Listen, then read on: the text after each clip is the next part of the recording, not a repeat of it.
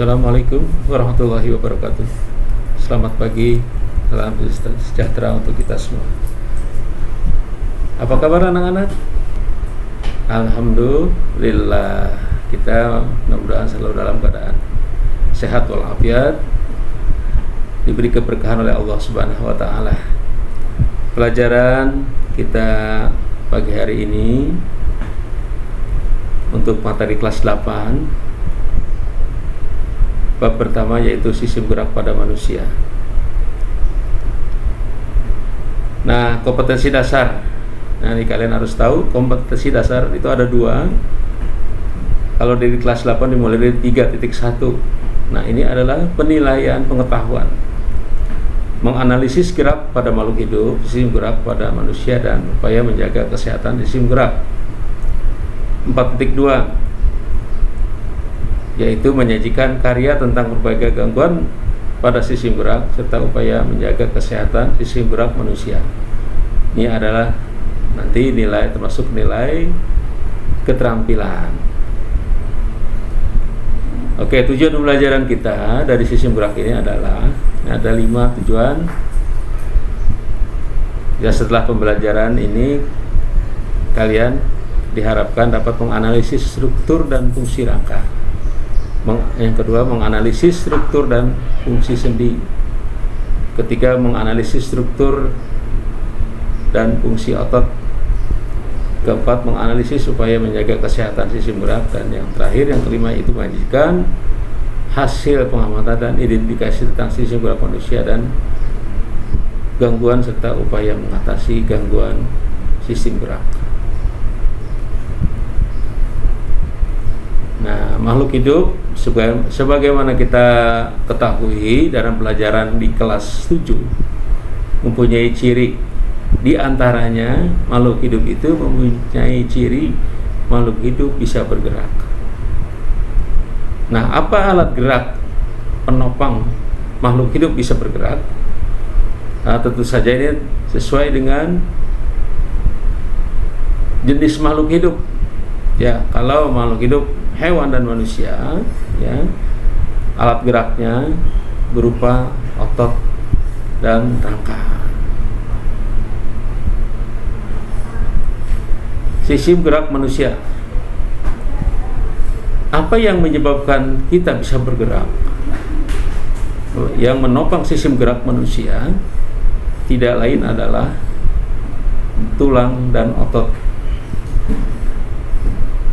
Ini adalah profil rangka manusia.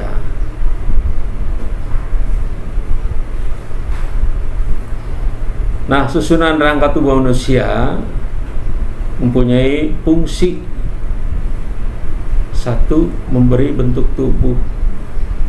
Jadi rangka itu memberi bentuk tubuh. Kemudian rangka menyebabkan menegakkan tubuh. Ya, kita bisa menegakkan tubuh kan ada rangka.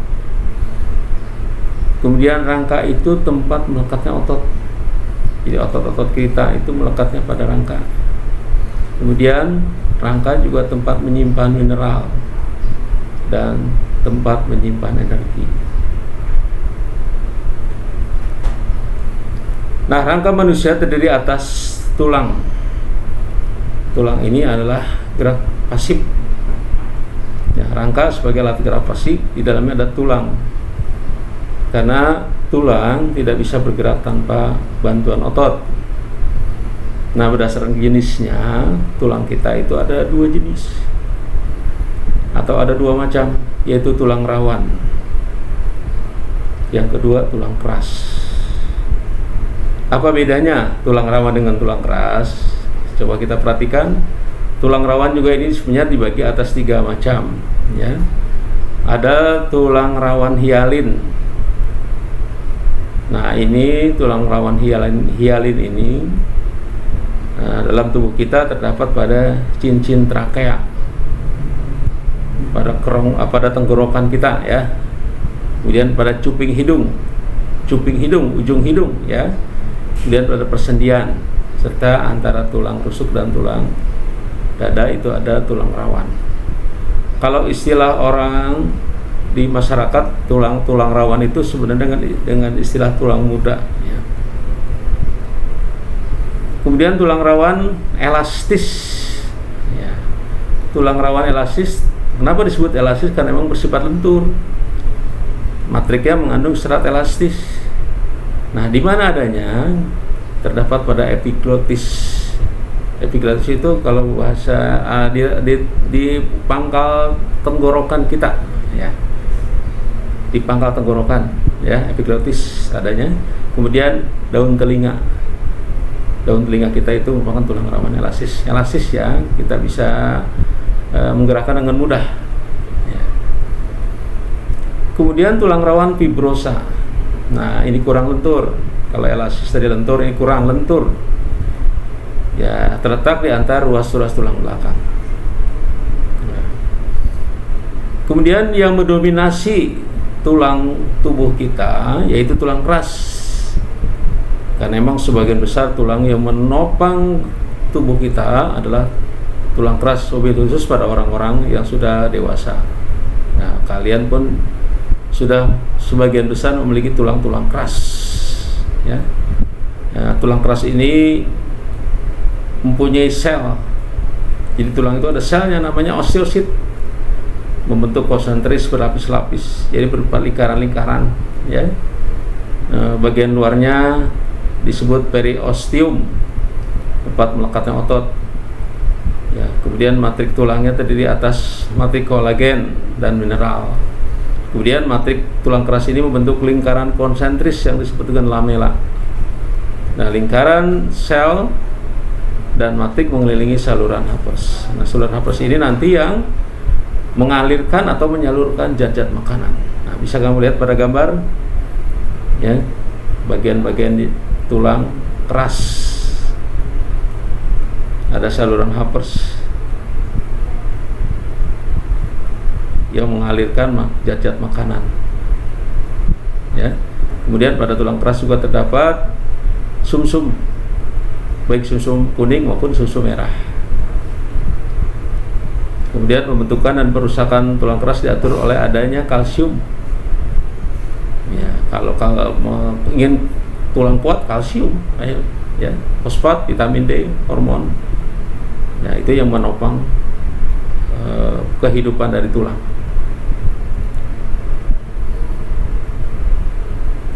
Nah, berdasarkan sifat matriksnya, tulang keras itu ada dua. Ada tulang kompak ya, tulang kompak nah, matriksnya padat dan rapat. Contohnya tulang pada lapisan luar tulang pipa. Nah, bisa kamu lihat dalam gambar tulang kompak. Kemudian tulang spons, matriksnya berongga. Nah, contohnya, nah ini biasanya pada bagian ujung tulang ya, ya tulang pipi dan tulang pendek ya, matriks spons ya.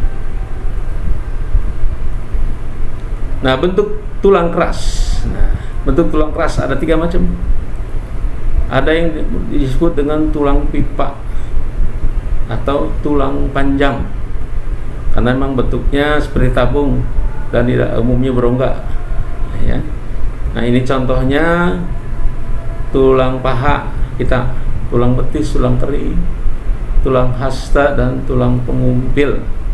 Apa bedanya tulang hasta dengan tulang pengumpil? Nah, tulang hasta itu pada lengan bawah, bagian yang berhubungan dengan bagian bawah, lengan bawah kita ya. Kemudian di bagian atas tulang pengumpil ya, bisa kamu lihat dalam contoh gambar ya. Kemudian tulang pipi ya, tulang pipi berongga ya, contohnya adalah tulang rusuk, tulang belikat dan tulang tengkorak. Kemudian yang ketiga tulang pendek berbentuk silindris, pergelangan kaki dan pada pergelangan kaki dan tangan itu tulang-tulangnya pendek ya. Kemudian tulang tidak beraturan, yang keempat nih ya, tulang keras itu ada yang tidak beraturan, contohnya pada tulang wajah dan tulang belakang. Kemudian Kemudian dilanjutkan dengan proses pembentukan tulang.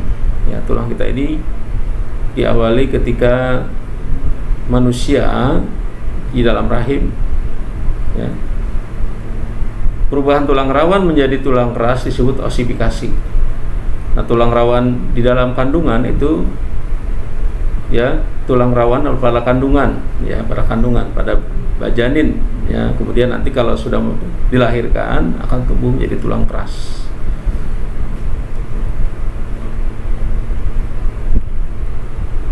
Kemudian susunan rangka tubuh manusia. Nah, ini ada 3 bagian. Ada yang disebut bagian tengkorak. Bagian tengkorak itu tidak lain adalah bagian kepala.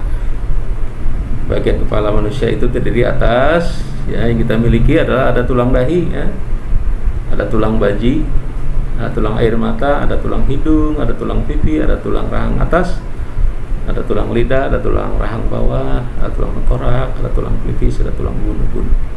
Ya, itu bagian-bagian tulang. Kau perhatikan bagaimana bentuk-bentuk tulang tengkorak, ya, yang ada pada bagian kepala manusia. Kemudian tulang belakang. Nah, ini termasuk tulang yang disebut dengan tulang bagian badan. Ya. Nah, fungsinya yaitu menjaga berat badan, menyangga berat badan dan melakukan berbagai posisi dan gerakan. Nah, tulang rangka bagian tulang belakang, ya, vertebrae, ya, ada 7 ruas tulang leher, ada 12 tulang punggung, ada 5 ruas tulang pinggang, ada 5 ruas tulang kelangkang menyatu, dan ada 4 ruas tulang ekor menyatu. Kalau itu jumlahnya berapa? Ada 33, ya, ada 33 ruas tulang belakang manusia. Kemudian bagian dari rangka badan selain tulang belakang tadi, ya, ruas-ruas tulang belakang, ada yang disebut dengan tulang dada dan tulang rusuk. Nah, tulang dada ini pelindung paru-paru dan jantung kita, ya, bersama dengan tulang rusuk. Tulang dada terdiri atas bagian hulu, bagian badan, dan tajuk pedang. Kamu bisa lihat gambarnya. Kemudian tulang rusuk ada 7 pasang. Tulang rusuk palsu, jadi ulang, 7 pasang tulang rusuk sejati, 3 pasang tulang rusuk palsu, dan 2 pasang tulang rusuk melayang. Nah, bedanya apa? Ya, harus tahu. Tulang rusuk sejati, tulang rusuk yang berhubungan langsung dengan tulang dada dan tulang belakang. Kalau tulang rusuk palsu hanya berhubungan dengan salah satu rusuk dan berhubungan dengan tulang belakang. Dan tulang rusuk melayang, nah, tidak berhubungan dengan tulang dada, ya, hanya langsung dari tulang belakang. Ya, itu bedanya, ya. Oke. Kemudian kita juga mengenal tulang anggota. Tulang anggota dalam tubuh manusia ada tungkai atas yang kita kenal dengan tangan, nanti, ya, dan ada tungkai bawah yang kita kenal dengan kaki. Nah, tungkai atas yang menopang tungkai atas kita adalah gelang bahu dan tulang tangan, ya. Nah, gelang bahu terdiri atas 2 tulang selangka dan 2 tulang belikat. Nah, kemudian tulang tangan ada 2 buah tulang lengan atas. 2 buah itu maksudnya kiri kanan yang disebut humerus. 2 buah tulang hasta, ulna, ya. 2 buah tulang pengumpil atau radius. Bedakan, ya, tulang hasta dan tulang pengumpil posisinya. Kemudian ada 16 tulang pergelangan tangan. Nah, berarti kiri dan kanan ini, ya, 10 buah tulang telapak tangan. berarti 5 kanan 5 kiri maksudnya ya. Kemudian 28 buah tulang jari tangan, maksudnya 14 jari tangan kanan, 14 jari tangan kiri. Ya silahkan nanti dihitung ya. Oke. Kemudian rangka tulang bagian bawah, tungkai bawah, kaki kita nih ya. Terdiri atas gelang panggul dan gelang tulang kaki ya. Gelang panggul dan tulang kaki sebagai penopang kaki kita ya. Ya, ternyata ditopang oleh gelang panggul 2 buah tulang ilium ya, tulang ilium, tulang usus namanya. Kemudian 1 buah tulang kemaluan dan 2 buah tulang duduk ya, jadi penopang apendibular bawah atau tungkai bawah. Nah, susunannya juga sama. Kalau pada tulang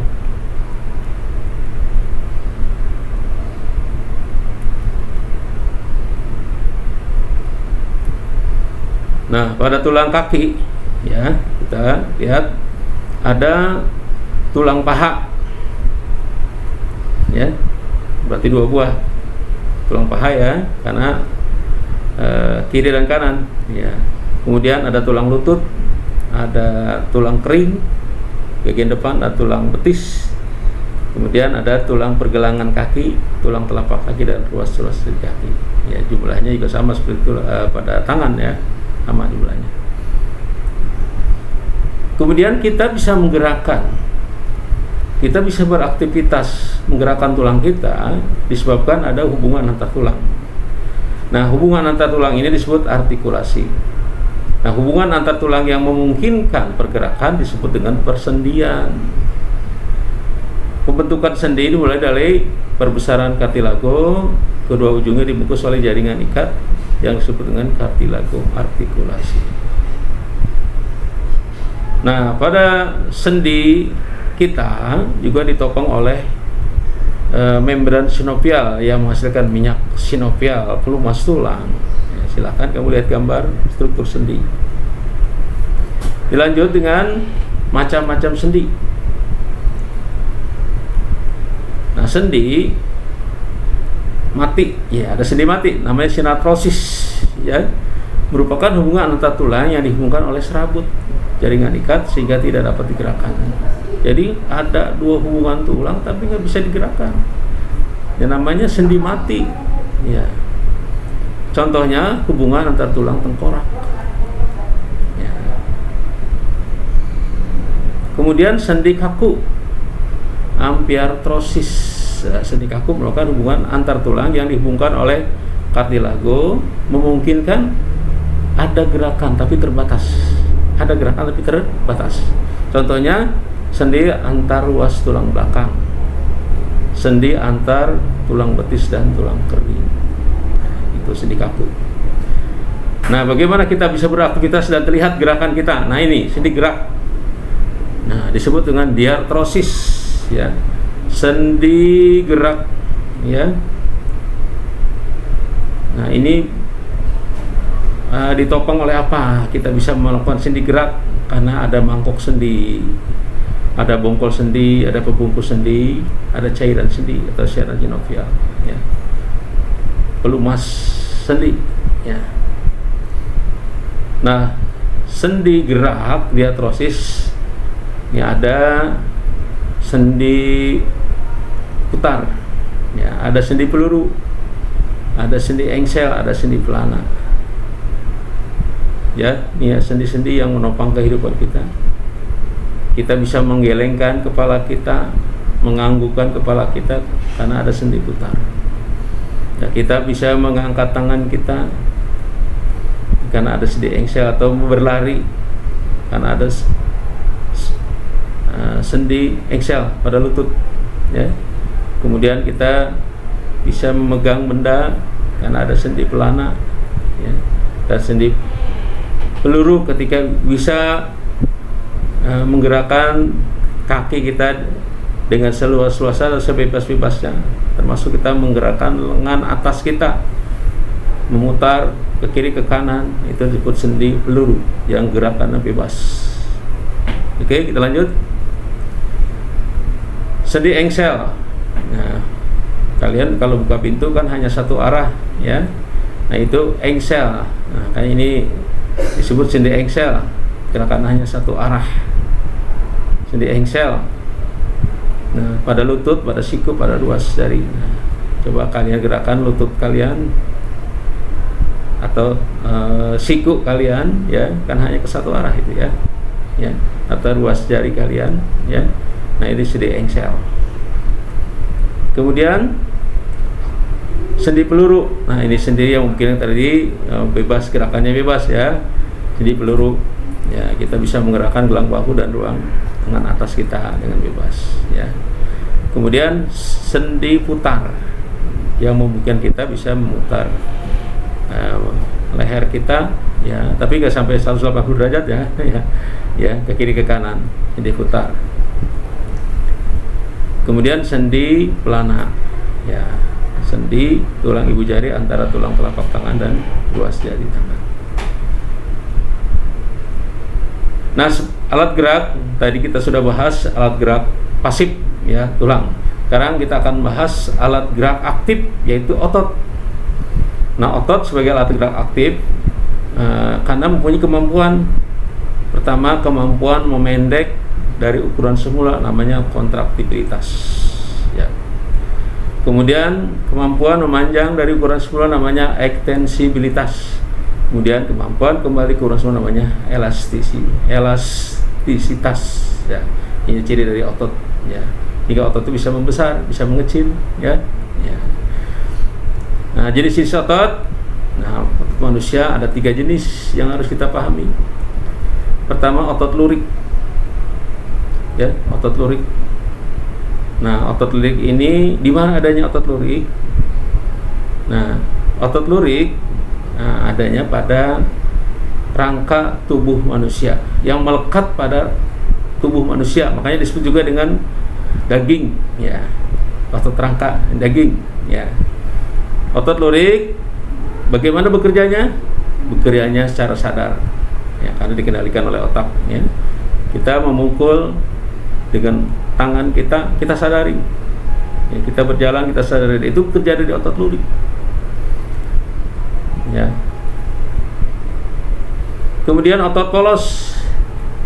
Nah, ini intinya satu, ya. Nah, ciri dari otot polos ini bekerjanya tidak disadari dan lamban, nah, tidak mudah lelah.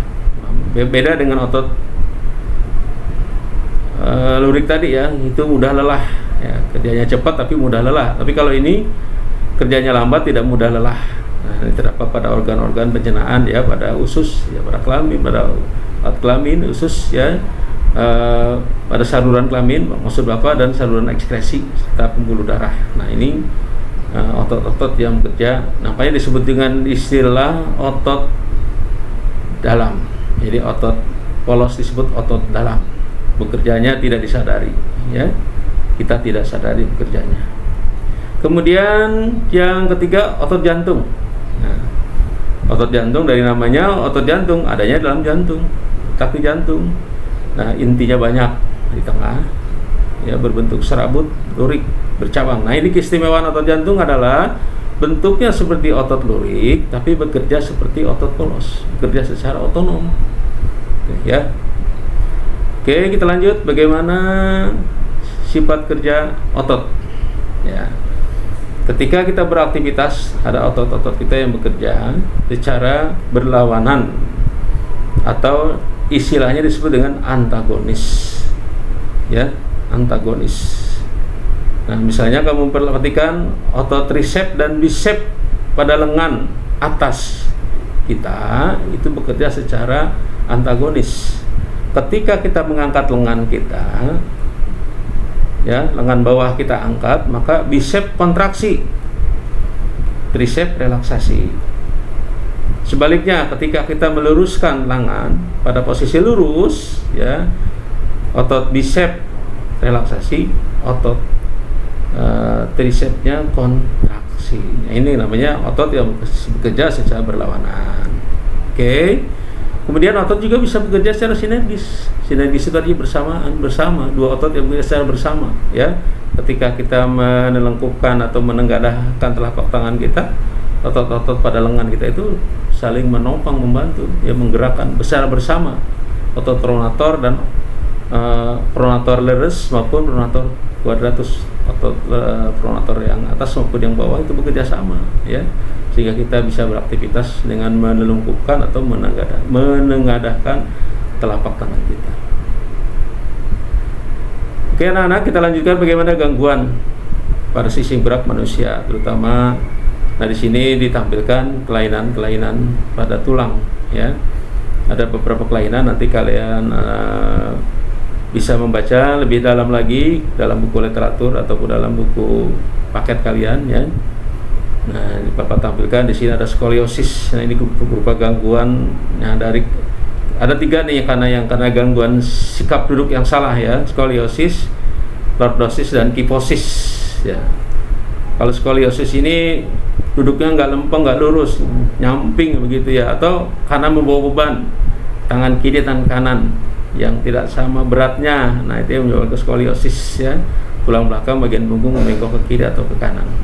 Kemudian lordosis, ya, sikap duduk yang salah karena apa? Duduknya di meja yang terlalu tinggi. Mejanya terlalu tinggi. Coba kamu duduk, mejanya tinggi. Nah, ini akan ada posisi tulang yang punggung membengkok ke depan. Ya. Kalau bahasa Indonesianya namanya tenggeng. Ya.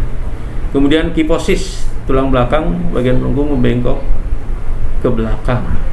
Nah, ini akibat dari sikap duduk yang kurang baik, yaitu duduk pada meja yang terlalu pendek, mejanya terlalu pendek, ya.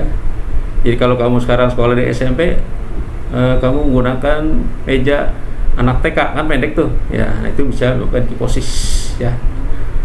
Ya, nah, nama lain dari kiposis adalah bongkok, ya. Kemudian yang lain adalah fraktura, osteoporosis, yaitu yang paling terkenal sekarang, ya. Ditakuti oleh orang-orang lansia, ya. Penggerogotan atau berkurangnya sel-sel tulang, ya. Kemudian rahitis, kekurangan vitamin D. Nah, ini gangguan, ada gambar, ya, gangguan kelainan tulang. Kalau kamu duduknya seperti itu, tidak lurus, nah itu ada skoliosis. Kemudian lordosis, mejanya tadi Bapak bilang terlalu tinggi. Kemudian kiposis kebalikan, nah, mejanya terlalu pendek atau membongkok. Nah, itu yang normal, yang benar, ya. Oke. Gangguan persendian, ya, sendi kita juga mengalami gangguan, antara lain adalah ini artritis eksudatif radang sendi, ya. Ada artritis sika juga masih radang sendi juga, ya, cuma penyebabnya beda karena kehilangan cairan sendi, ya, sinovial. Kemudian dislokasi, bergesernya sendi dari kedudukan semula, terkilir, kemudian ankilosis dan lain-lainnya banyak, ya. Di Anda termasuk ada mungkin yang sering dialami di masyarakat itu yang disebut dengan asam urat. Nah, ini bagian dari kelainan, ya, sendi dan otot, gangguan otot, ya. Nah, ini ada atrofi, ada hipertrofi, ada kram, tetanus, dan ada myasthenia gravis, ya. Ini macam-macam gangguan dan kelainan pada otot. Nah, bagaimana upaya kita supaya kita tetap sehat, sistem gerak kita sehat? Ya, ini ada 5, ya. Pertama, meningkatkan kandungan kalsium di asupan makanan yang kita konsumsi sehari-hari, ya. Ya, makanan apa yang mengandung kalsium? Coba diperiksa, dicek, ya. Ya. Susu mengandung kalsium nggak? Cek, ya. Kan itu ada tulisannya, ya. Ya. Nah, kemudian berjemur pada pagi hari juga termasuk sehat, ya. Berolahraga, ya, di pagi hari. Kemudian memperhatikan asupan vitamin D, ya. Vitamin D juga pada produk laut ini banyak, ya. Makanan laut, ikan, daging, telur, susu juga, ya. Kemudian memperbanyak aktivitas fisik, olahraga, ya. Kemudian menghindari kebiasaan sikap tubuh yang salah. Oke anak-anak, demikian materi pembelajaran kita. Dilanjut bagaimana tugas untuk kalian, ya. Kalian kan udah punya buku, ya, udah diberikan pinjaman buku dari sekolah. Nah, ini dari buku paket IPA kelas 8 semester pertama, ya, atau semester 1, buka halaman 27. Silahkan lengkapi tabel 1.6 klasifikasi tulang rangka manusia berdasarkan bentuk dan ukuran. Ya, bisa ya? Oke. Kemudian kerjakan buku paket halaman 32, lengkapi tabel 1.7 mengidentifikasi sendi yang bekerja pada aktivitas sehari-hari. Misalnya aktivitas jongkok, sendi apa yang bergerak atau yang berperan di situ ya. Oke, kira kalian bisa semua. Oke anak-anak, cukup sekian. Kalau nanti ada kesulitan, insya Allah Bapak dan Ibu Guru akan membantu pembelajaran kalian, dan mudah-mudahan kalian selalu bersemangat walaupun belajar dari rumah ya. Semangat ya, selalu semangat. Tidak boleh merasa bosan ya, terus melaksanakan tugas yang diberikan oleh Bapak Ibu Guru. Demikian ya, pembelajaran kita pada pagi hari ini dari Bapak kurang lebihnya mohon maaf. Wassalamualaikum warahmatullahi wabarakatuh.